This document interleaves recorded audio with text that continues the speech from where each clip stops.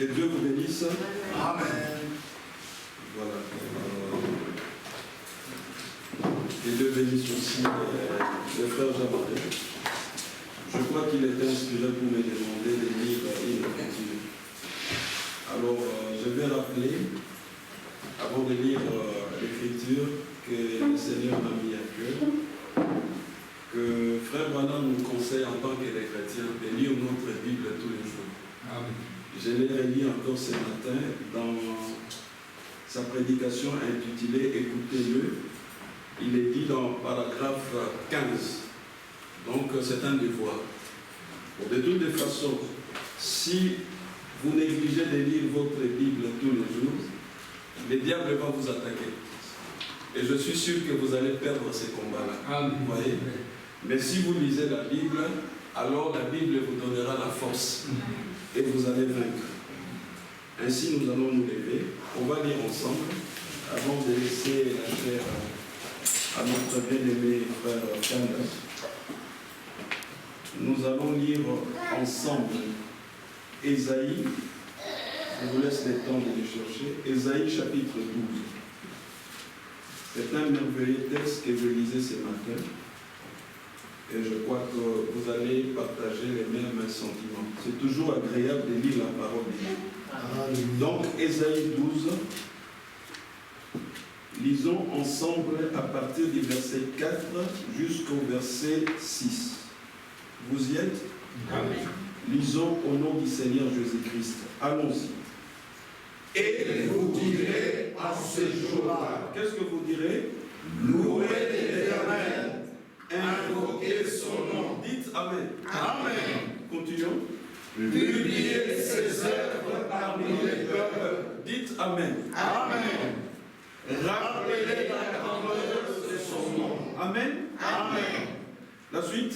Célébrez l'Éternel, car il a fait des choses magnifiques. Ensuite. Qu'elles soient connues par toute la terre. Enfin.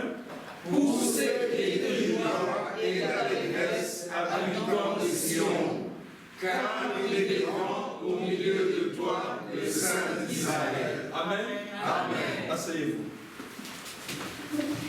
Il est grand au milieu de toi, le Saint d'Israël. Amen. Vous savez, si on pouvait consacrer cette journée à vous donner des témoignages, je crois que nous ne sortirons pas d'ici. Parce que, quand vous lisez la Bible, vous priez, eh bien, Dieu va agir grandement dans votre vie. Amen. Et vous comprendrez pourquoi Ésaïe, donc 12, 4 à 6 dit, car il est grand au milieu de toi, les saints d'Israël. C'est pourquoi les Balouba l'appellent les dieux, je vais le dire en français, en entendant que le mot vienne en Tilouba, c'est-à-dire les dieux Tulobo Panda Ndila. Il y a des gens qui comprennent ça? Oui. Ça signifie Frère Kanda. Les dieux, C'est lui qui fait les chemins. les chemins, voilà, dans la mer, à travers l'eau. Donc, les dieux que nous adorons ici, il est grand. Amen. Maintenant, pour ne pas faire trop de commentaires, il est plus grand que tous les problèmes qu'il y a ici. Alléluia. Et il peut vous donner des solutions par un claquement de doigts. Amen. Il est un grand Dieu. Alléluia. Que Dieu vous bénisse. Amen.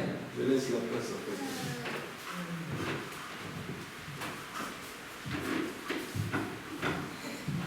Que Dieu vous bénisse. Amen. C'est avec une grande joie que je salue chaque frère et chaque sœur dans le nom précieux de Jésus-Christ. Amen. Que Dieu soit loué pour tous ceux qui ont répondu le dimanche passé à l'invitation de nos frères et sœurs de l'Assemblée de Ninove. Nous étions ensemble avec eux et tout s'est bien déroulé par la grâce de Dieu. Le mois de septembre ici, nous aurons 2 serviteurs de Dieu qui viendront du Congo. Le premier, c'est le frère Sam Kitoko. Il sera ici le 11 septembre, mais je ne connais pas encore son programme. Nos frères de Mino vont me donner le programme après.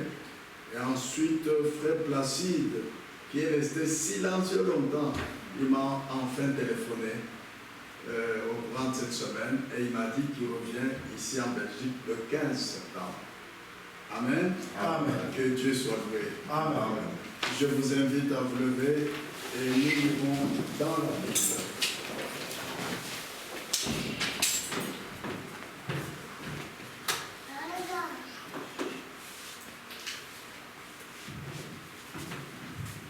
Hébreux chapitre 12, versets 2 à 6. Hébreux chapitre 12, verset 2 jusqu'au verset 6. Je lis la parole de Dieu. Ayant les regards sur Jésus, le chef et le consommateur de la foi, qui, en vue de la joie qui lui était réservée, a souffert la croix, méprisé l'ignominie, et s'est assis à la droite du trône de Dieu. Considérez en effet celui qui a supporté contre sa personne une telle opposition de la part des pécheurs, afin que vous ne vous lassiez point l'âme découragée. Vous n'avez pas encore résisté jusqu'au sang en luttant contre le péché. Et vous avez oublié l'exhortation qui vous est adressée comme à des fils. Mon fils, ne méprise pas le châtiment du Seigneur et ne perds pas courage lorsqu'il te reprend, car le Seigneur châtie celui qu'il aime et il frappe de la verge tous ceux qui le reconnaissent pour ses fils. Amen. Amen. Que Dieu ajoute ses bénédictions à la lecture de sa parole. Amen. Amen. Asseyez-vous, je vous en supplie.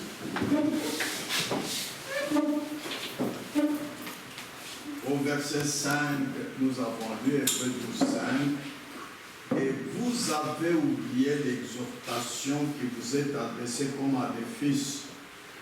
Les fils et les filles de Dieu, ce sont ceux qui sont nés de nouveau. Voici l'exhortation qu'ils ont oubliée. Mon fils, ne méprise pas le châtiment du Seigneur et ne perds pas courage lorsqu'il te prend. Parce que quand Dieu châtie, c'est sérieux, ça fait mal, hein? Frères et sœurs. Nous continuons le message entendre, reconnaître et agir. Et comme je vous l'avais annoncé dernièrement, c'est en ce premier dimanche aujourd'hui du mois de septembre, je vais vous donner des explications sur le repas du Seigneur, ou la Sainte Seine, ou la communion.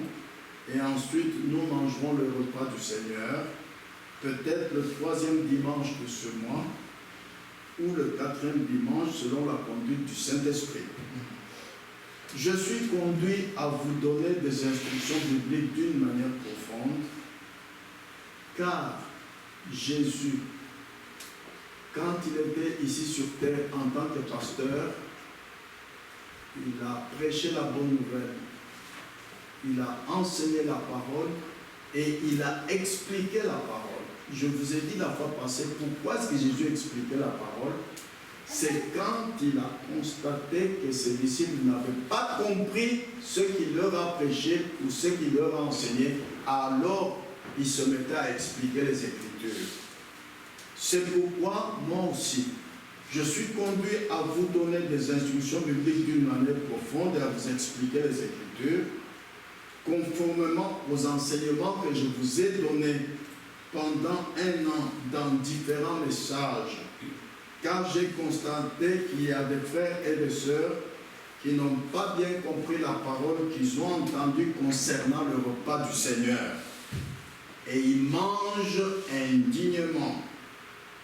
J'ai déjà eu mal au cœur, presque à tomber moi-même ici, quand j'ai vu dans les années passées une sœur avec de boucles d'oreilles venir manger la Sainte Seine. J'ai dit dans mon cœur, mais Seigneur, que faire? Moi, je n'ai jamais vu une écriture qui dit qu'il faut refuser un repas du Seigneur à un frère ou une sœur parce que Dieu n'oblige personne, chacun choisit son chemin, soit le chemin de la vie, soit le chemin de la mort. C'est vous-même qui choisissez. Mais par amour, cela fait mal au cœur. Des frères et sœurs mangent indignement le repas du Seigneur.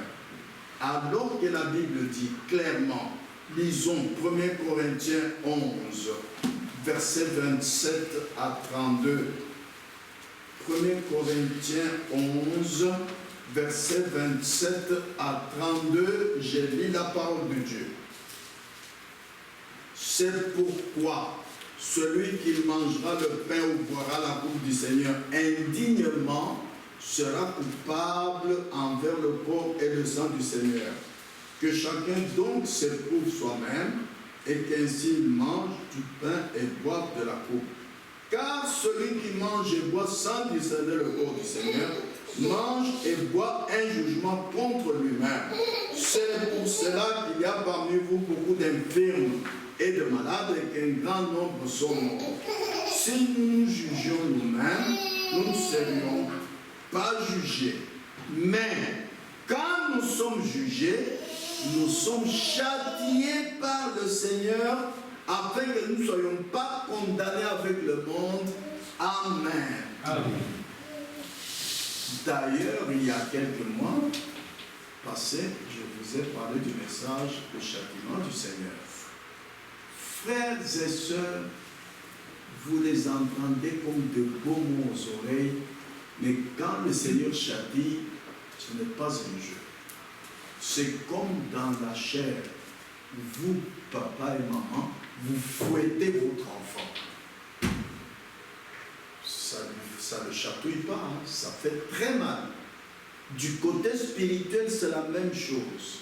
N'oubliez pas l'exhortation que le Seigneur châtie ceux qu'il aime. Ceux qui sont sauvés, nés de nouveau, baptisés du Saint-Esprit, le Seigneur les châtie.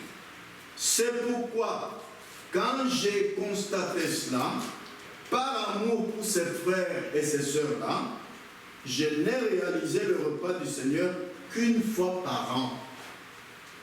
Je savais que c'est très peu, mais heureusement, jamais un frère ou une sœur n'est venu me poser la question, mais frère Ganda, pourquoi nous dans cette assemblée on mange le repas du Seigneur une fois par an?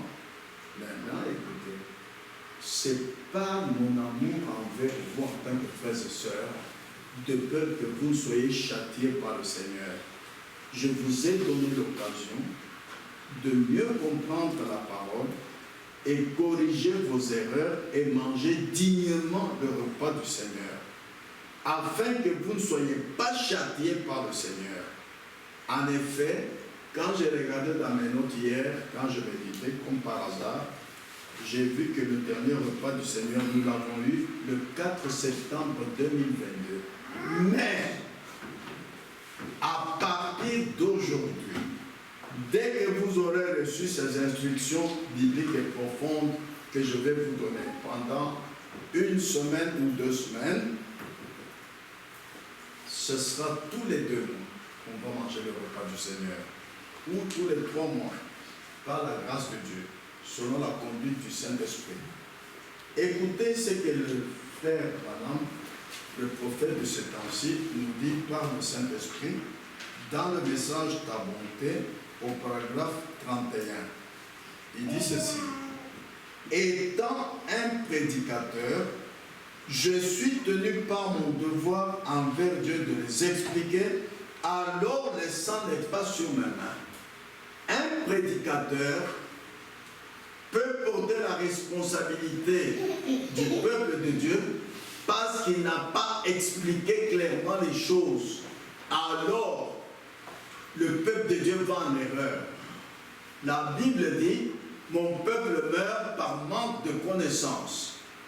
Un prédicateur est envoyé par Dieu pour tout faire, donner clairement les enseignements, les prédications, les explications, afin que la chose soit claire pour le peuple de Dieu et que chacun choisisse alors son chemin. Mais si les gens se perdent parce que tout n'a pas été clair, en ce moment, le prédicateur porte la responsabilité envers Dieu. C'est ce que le prophète de notre temps a dit. Pourquoi il expliquait les Écritures. C'est pourquoi moi aussi, je vais me mettre ce temps-ci, ce mois de septembre, à bien expliquer clairement les Écritures, afin qu'il n'y ait plus de doute ni de confusion, dans comment prendre le repas du Seigneur. Pourquoi prendre le repas du Seigneur? Alors le sang n'est pas sur mes mains. Frères et sœurs, il y a 3 ordonnances de Dieu qui sont écrites dans la Bible et que nous devons accomplir à la lettre exactement comme Dieu l'a dit, pour vivre l'accomplissement de ces 3 ordonnances comme Dieu l'a dit. Parce que ce qui vous est prêché et que vous vivez, beaucoup de ceux qui n'ont pas compris, ils s'en foutent pas mal si l'écriture s'accomplit ou pas. Et ce n'est pas bien. Écoutez ce que la Bible dit dans Hébreux 4, verset 2. Hébreux chapitre 4, verset 2.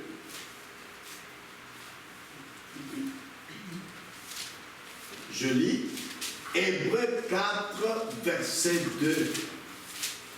Je lis, car cette bonne nouvelle nous a été annoncée aussi bien qu'à eux, mais la parole qui leur fut annoncée ne leur servit de rien parce qu'elle ne trouva pas de la foi chez ceux qui l'entendirent. La parole qui leur fut annoncée ne leur servit de rien. Nous venons ici comme quand nous allons assister à un discours pour perdre le temps. Non! La parole de Dieu n'est pas ainsi. Vous devez l'entendre, reconnaître que c'est Dieu qui m'a parlé et agir, vivre l'accomplissement de ce que tu as entendu. Voilà le but de la prédication et des enseignements. Frères et sœurs, ne soyez pas distraits de telle manière que des années, vous avez entendu la parole, vous ne voyez rien s'accomplir dans votre vie personnelle, il y a quelque chose qui ne va pas. En ce moment-là, allez même en bourse, veillez même toute une nuit, Seigneur, où est l'accomplissement de la parole que j'ai entendue? Viens-moi en aide, sois mon secours, alléluia, parce que tu es le secours qui ne manque jamais dans la détresse. Amen. Faites ça. La Bible dit, demandez, on vous donnera. Mais vous vous contentez d'écouter, vous rentrez, vous dormez. Vous revenez encore, vous entendez, vous dormez. 10 ans passent, 20 ans, 30 ans, mais que dit Hébreux 4, 2, ce n'est pas bien. Ce n'est pas ainsi l'expérience de la Pentecôte. Les disciples n'ont pas vécu ainsi, frères et sœurs. Voici ces 3 ordonnances divines que nous devons accomplir à la lettre. La première ordonnance, c'est le baptême d'eau par immersion au nom de Jésus-Christ, selon Acte 2, 38. La deuxième ordonnance divine, c'est le repas du Seigneur, ou la Sainte Seine, ou la communion, c'est-à-dire manger le pain et boire le vin, étant réunis en tant qu'Église de Dieu, selon Matthieu 26, versets 26 à 28, selon ce que Jésus lui-même a enseigné à ses disciples. Et la troisième ordonnance divine, c'est le lavage des pieds, selon Jean chapitre 13, versets 2 à 8, selon ce que le Seigneur Jésus a enseigné également à ses disciples. Notre Seigneur a dit dans Luc 22, verset 19, nous lisons. Luc 22, verset 19.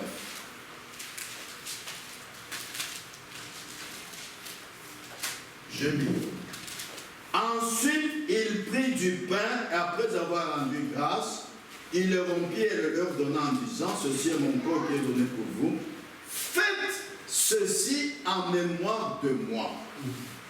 Faites, c'est un commandement. C'est une obligation.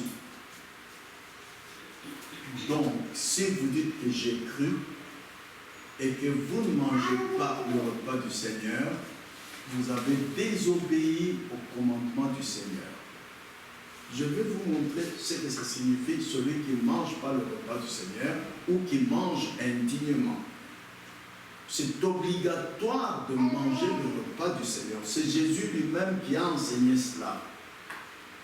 C'est pourquoi l'apôtre Paul aussi a dit, dans 1 Corinthiens, chapitre 11, versets 24 et 25. 1 Corinthiens, chapitre 11, versets 24 et 25, j'ai lu la parole de Dieu. Et après avoir rendu grâce, le rompit et dit, ceci est mon corps qui est rompu pour vous, faites ceci en mémoire de moi. Je reprends au verset 23, l'apôtre Paul dit, car j'ai reçu du Seigneur ce que je vous ai enseigné. Donc, ce n'était pas l'apôtre Paul, pas la connaissance intellectuelle des Écritures qui a fait ça. Non, il a reçu du Seigneur. Et il a donné le même commandement que le Seigneur lui-même. Faites ceci en mémoire de moi. De même, après avoir soupé, il prit la coupe et dit, cette coupe est la nouvelle alliance, et en mon sang, faites ceci en mémoire de moi. Car toutes les fois que vous mangez ce pain et que vous buvez cette coupe, vous annoncez la mort du Seigneur jusqu'à ce qu'il vienne. Amen. Amen.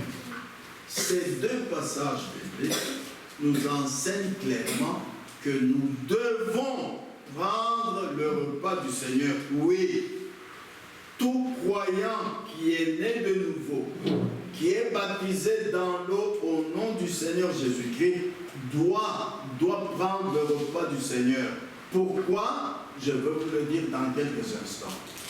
Nous venons à la table du Seigneur pour nous souvenir du Seigneur. C'est ce que lui-même a dit. Faites ceci en mémoire de moi. Mais qu'est-ce que ça signifie faire en sa mémoire? C'est un acte d'amour pour se souvenir du Seigneur, pour témoigner de son estime, de ce qu'il est mort et pourquoi il est mort. Par amour pour nous, en souffrant et en mourant pour nos péchés qu'il a portés en son corps. Dans la vie naturelle, parce que Jésus a dit en Jean 3,12, si vous ne comprenez pas quand je vous ai parlé des choses terrestres, comment croirez-vous quand je vous parlerai des choses célestes? Maintenant, faire quelque chose en mémoire de quelqu'un qui est mort. Est-ce que ça se fait? Oui! Dans la vie naturelle, pour se souvenir de l'estime de quelqu'un qui est mort, pour le témoignage d'estime, de respect, d'amour envers quelqu'un qui est mort, il y a une cérémonie qu'on appelle hommage. Si vous aimez quelqu'un, vous êtes aux États-Unis d'Amérique, après vous venez, vous direz, allez me montrer sa tombe, je vais rendre hommage. Quand Jésus est mort, Marie de Magdala, pourquoi est-elle allée sur la tombe?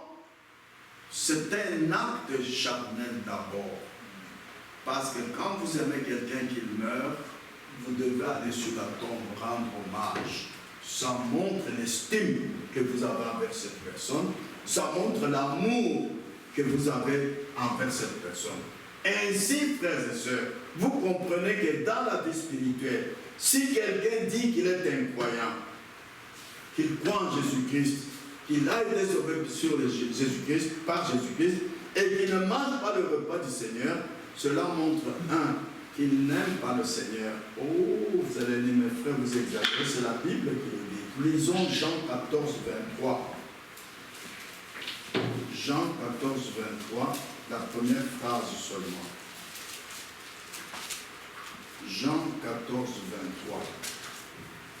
Jésus lui répondit, si quelqu'un m'aime, il gardera ma parole. Amen. Et sa parole dit, faites ceci en mémoire de moi, n'est-ce pas? Et pourquoi tu ne la gardes pas? Ce que tu n'aimes pas, c'est la Bible qui le dit. Et nous lisons également dans Jean 14, 24, toujours la première phrase. Celui qui ne m'aime pas ne garde point mes paroles. Voilà. Est-ce que c'est difficile de venir manger le repas du Seigneur? Il ne te demande pas d'aller couper 50 arbres pour que vous disiez que c'est fatigant. Non. Il vous demande de démontrer l'amour envers le Seigneur. Vous ne mangez pas le repas du Seigneur, vous démontrez que vous ne l'aimez pas. Cela montre que vous n'aimez pas le Seigneur, vous ne vous souvenez pas du Seigneur, qui a versé son sang par amour pour vous, pour payer le prix exigé pour vos péchés qu'il avait en son corps. Quel amour le Seigneur a eu de quitter le trône, prendre vos péchés dans sa chair, pour que sa chair subisse la peine prévue pour le pécheur. C'était de souffrir et mourir. Et il l'a fait. Et il a payé le prix. Maintenant, vous êtes libérés. Nous venons de chanter libérés, libérés. Mais vous ne savez même pas comment vous êtes libérés. Maintenant, cet homme-là est mort. Vous ne vous souvenez même pas de lui. Mais non, il n'y a qu'un seul moyen que lui nous a montré de nous souvenir de lui, c'est de venir manger le repas du Seigneur, manger le pain et boire le vin. Celui qui ne mange pas le repas du Seigneur montre qu'il n'obéit pas au commandement du Seigneur, qui a dit « Faites ceci en mémoire de moi ». Faites, c'est un commandement, c'est une obligation. Il n'a pas dit que celui qui veut. Non, non, non, non. Faites, c'est un ordre. Amen. Amen. Écoutez dans l'ordre de l'Église de 1963, au paragraphe 85, ce que nous lisons.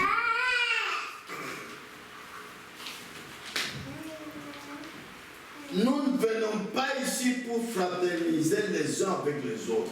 Nous venons ici pour fraterniser avec Christ. Ceci est la maison d'adoration. Mais alors, posez-vous la question, comment fraterniser avec Christ? Oui, c'est quand vous vous souvenez de lui. C'est quand vous le cherchez. Amen. Ah, cherchez premièrement le royaume des cieux. Quand vous venez dans la maison de Dieu, votre désir, c'est de vous approcher de ce Dieu qui a dit, là où deux ou trois sont assemblés, je suis parmi eux. Sinon, vous n'êtes pas différent de dénomination. Vous venez ici, vous savez que Dieu a dit, et que Dieu n'est pas un homme pour mentir, que là où deux ou trois sont assemblés, je suis parmi eux. Et vous ne cherchez pas. Et vous ne cherchez même pas à vous approcher de lui. Il y a quelque chose qui ne va pas dans votre manière d'entendre la parole de Dieu. C'est que vous n'avez pas compris. Vous voyez? Et dans les images de Christ, au paragraphe 38, nous lisons ceci.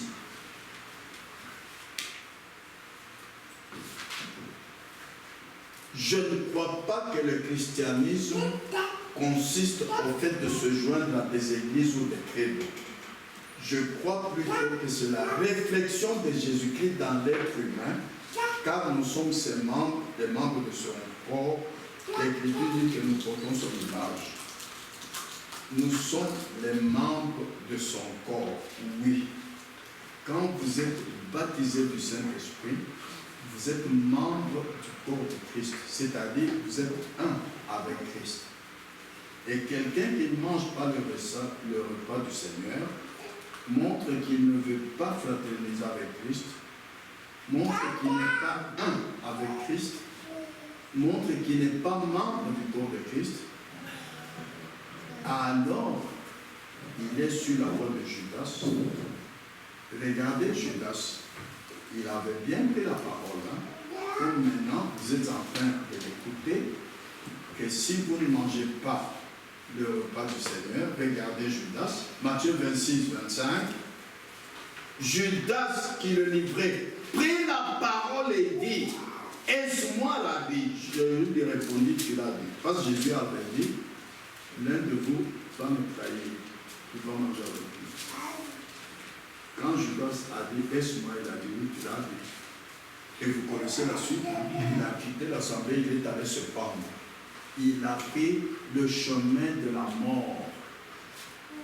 Ah, si vous ne mangez pas le repas du Seigneur en disant oui, parce qu'on nous a enseigné, d'après la Bible, que je ne peux pas manger indûment, alors je ne vais pas manger. Ah, là c'est pire.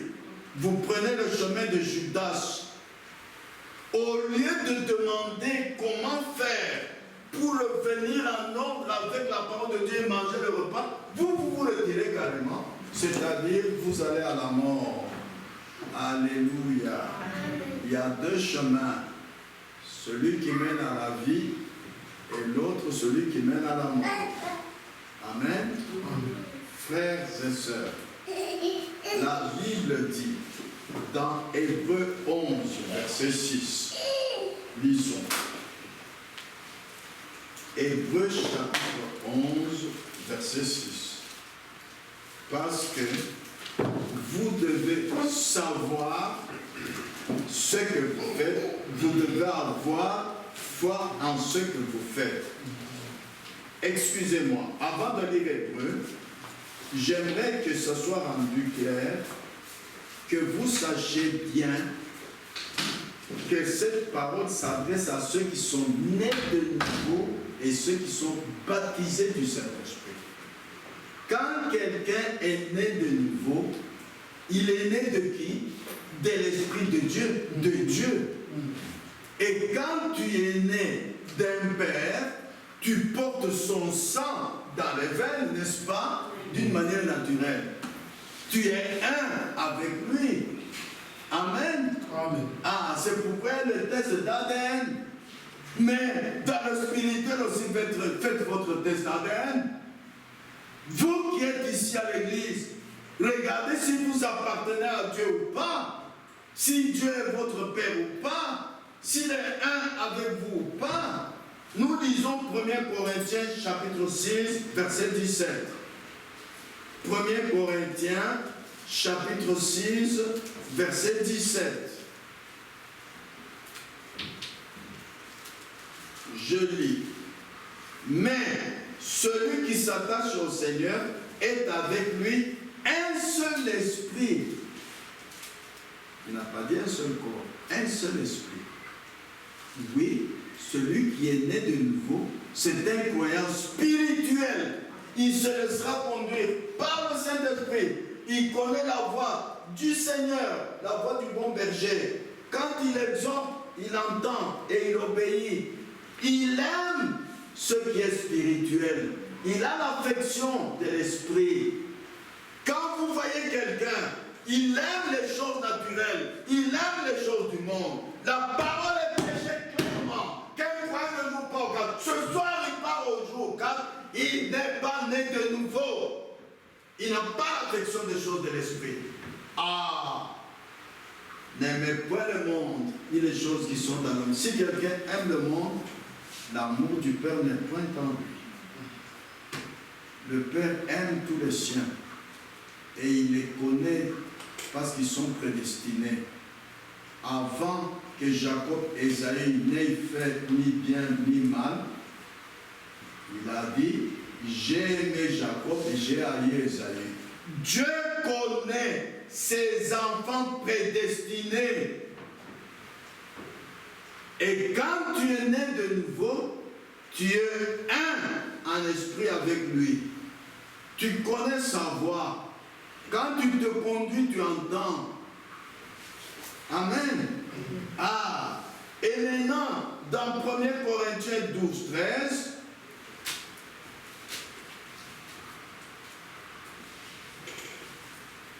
nous avons tous en effet été baptisés dans un seul esprit pour former un seul corps. Maintenant, il s'agit du corps.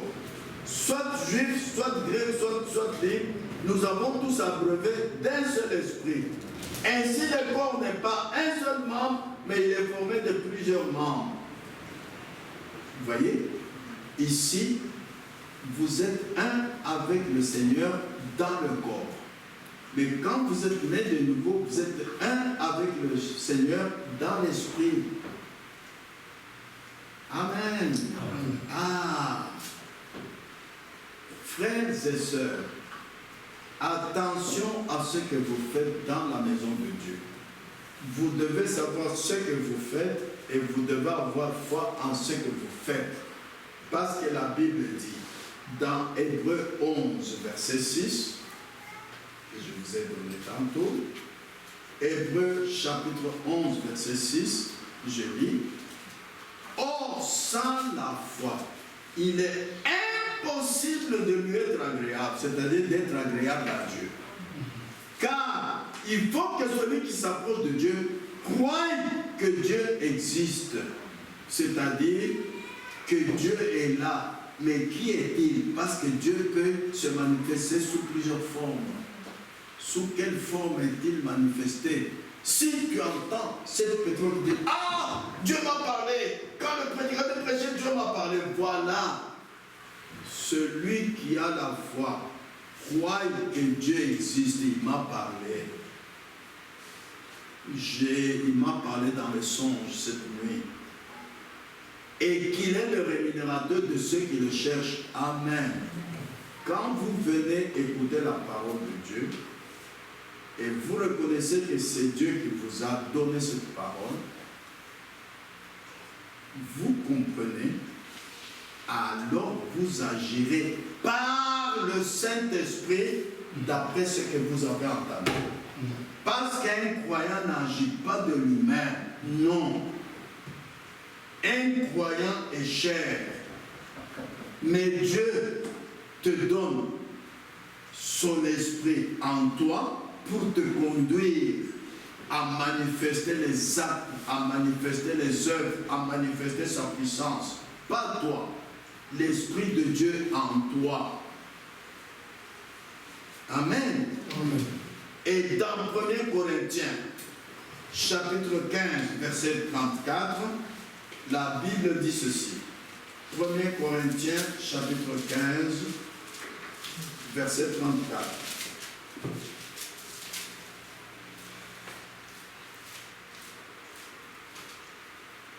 Premier Corinthiens, chapitre 15, verset 34. Je lis. Revenez à vous-même comme il est convenable et ne péchez point, car quelques-uns ne connaissent pas Dieu, je le dis à votre honte. Ah, ça, c'est ce qui est courant dans l'église de Dieu.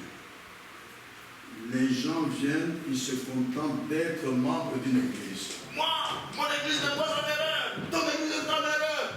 Mais l'église de Saul, est-ce qu'elle était en erreur ou pas? Est-ce que Saul a été perdu pour ça? Réfléchissez. Saul,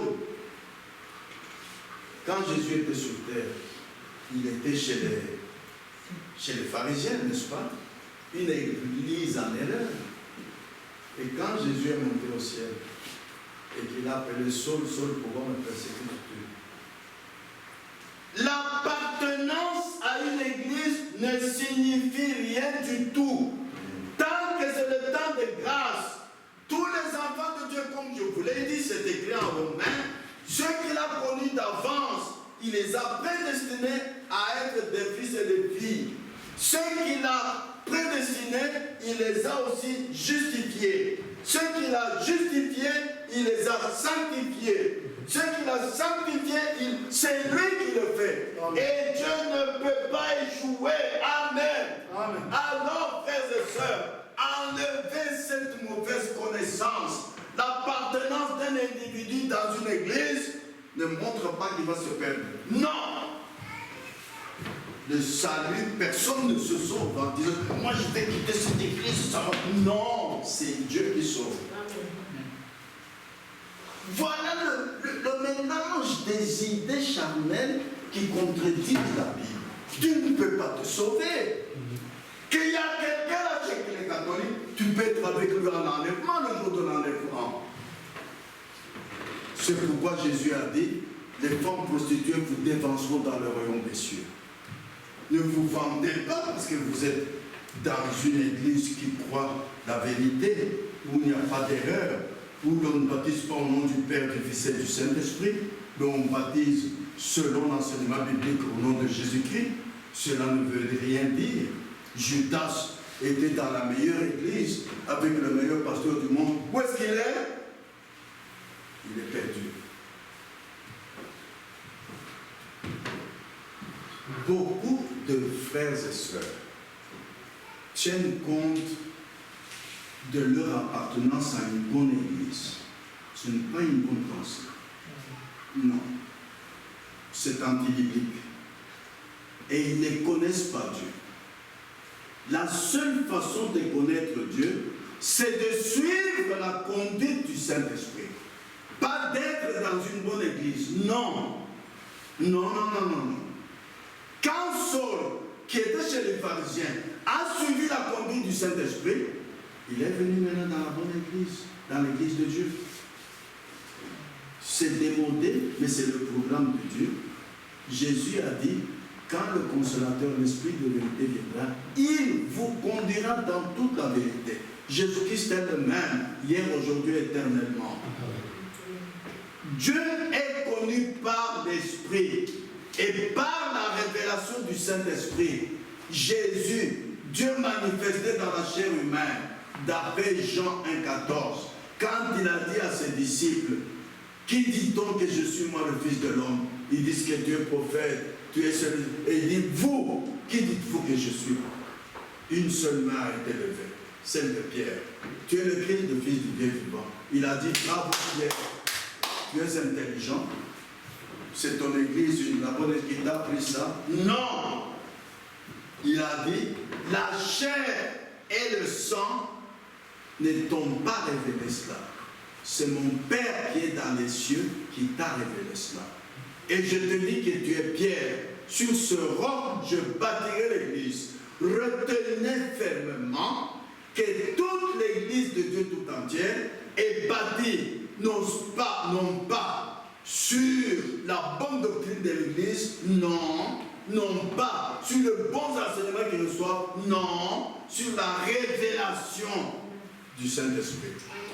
Voilà le fondement de l'église de Dieu. Et quand vous entendez cela, désirez recevoir la révélation spirituelle. Nous ne pourrons jamais le comprendre par l'intelligence, Dieu. Jamais. Notre intelligence limitée. Comment voulez-vous que cette intelligence comprenne Dieu qui a une intelligence illimitée? Ce n'est pas possible. Vous pourriez discuter et tenir de ces réunions intellectuelles et psychologiques autant que vous le voudrez, et les gens ne connaîtront jamais Dieu. C'est ce qui se fait dans beaucoup d'églises. Des réunions, des prières pour tel cas. Non! Demandez à Dieu, Seigneur, voici ce qui arrive. Conduis-moi selon la vérité. C'est tout. Pourquoi vouloir chercher la solution d'un problème dans l'église en faisant des réunions? La Bible ne le dit pas. Non. Nous lisons dans la Bible, dans Amos 4, versets 5 et 6, je vous enverrai Élie le prophète, il ramènera le cœur des enfants à leur père. Cela nous concerne. Nous devons absolument écouter ce que le prophète de notre temps a dit. Car il est le seul homme de toute la terre qui a eu la révélation des Écritures qui nous concernent pour le 7e âge. Nous croyons en une église apostolique enseignant la bénédiction apostolique pour les gens de ce jour. C'est comme je vous ai dit tantôt. Vous venez 10 ans, 20 ans. Il n'y a aucune écriture qui s'accomplit pour vous. Mais vous devriez même pleurer. Vous devriez crier à Dieu, Seigneur, qu'est-ce qui se passe-t-il dans ma vie? Je me suis repenti selon Acte 2, 38. J'ai été baptisé dans... Mais où est le baptême du Saint-Esprit? Où sont les dons du Saint-Esprit? Où est la puissance du Saint-Esprit? Acte 1, 8 en parle. Jésus a dit, vous recevrez une puissance, le Saint-Esprit survient sur vous. Mais moi, je me suis repenti. Mes péchés ont été pardonnés. Et tu dis que c'est pour recevoir le don du Saint-Esprit. Mais où est ce don? Voilà ce que devrait être votre prière. Voyez, frères et sœurs, quand vous avez le don du Saint-Esprit, les miracles et les dons spirituels doivent se manifester.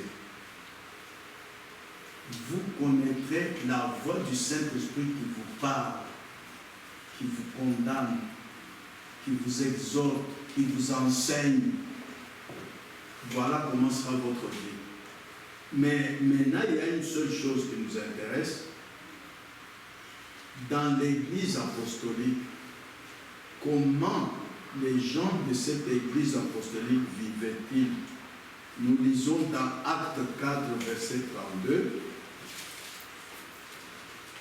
L'Écriture nous dit ceci. Actes chapitre 4, verset 32. La multitude de ceux qui avaient cru n'était qu'un cœur et qu'une âme. Le Saint-Esprit nous fait tous les mêmes. Frères et sœurs, tu ne peux pas avoir le baptême du Saint-Esprit. Et moi, j'ai le baptême du Saint-Esprit. On va à une fête, on t'appelle à danser, toi tu danses et moi je refuse. Il y a quelque chose qui ne va pas. Le Saint-Esprit ne peut pas agir différemment dans deux personnes qui l'ont. Non. Alors il y a quelque chose qui ne va pas. L'un a le Saint-Esprit, l'autre ne l'a pas. Le Saint-Esprit doit nous faire tous les mêmes. Comment est-ce qu'une sœur peut être habillée de telle manière et l'autre être habillée d'une manière différente?